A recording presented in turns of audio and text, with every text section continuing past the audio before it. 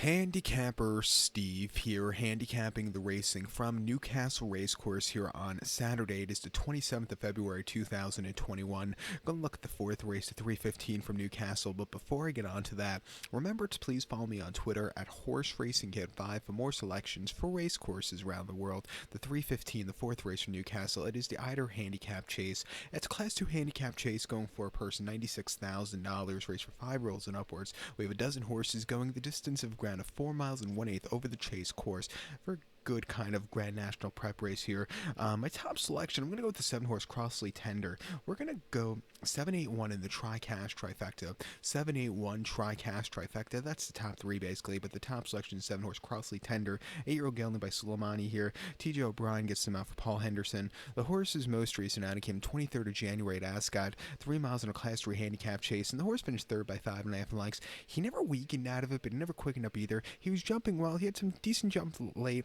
It wasn't a bad outing. Going the extra 9 furlongs today, or the mile and the 8th trip, shouldn't be a problem, and I think he wants to stay forever, and I think he's sitting on a very good run. He also gets a very low weight of 141 pounds, which I think in this event is very critical.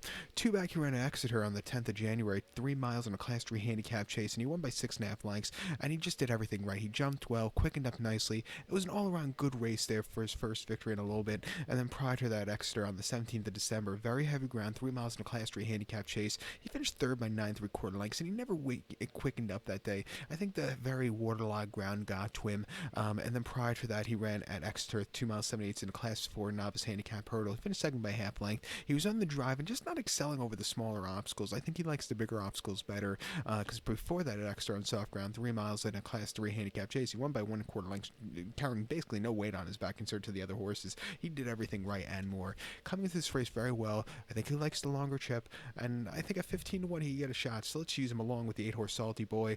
8-year-old gelding by Stowaway. BJ Powell gets the mounts for David Bridgewater. Most recently, they ran the horse at Plumpton on the 3rd of January, 3 miles and 9/16 in the Class 3 handicap chase. And the horse finished 8th by 5.5 lengths there. And he jumped well, maybe wants a little bit more ground, but I didn't think it was a half bad race. Two back at Haydock on very soft ground, 3 miles and a quarter in a Class 2 handicap chase. He finished third by 6.5 lengths, and he was really excelling late. I thought his running was decently. He was jumping well. Again, nothing bad about that run, but before that at Ascot, a very tough competition, a Class 3 limited handicap chase. He finished 6th by 16 lengths over the 30-mile trip, and he just really never showed up, but that was a very tough race. Not so tough race today. Has a low weight. Another horse I think he wants to stay for ages.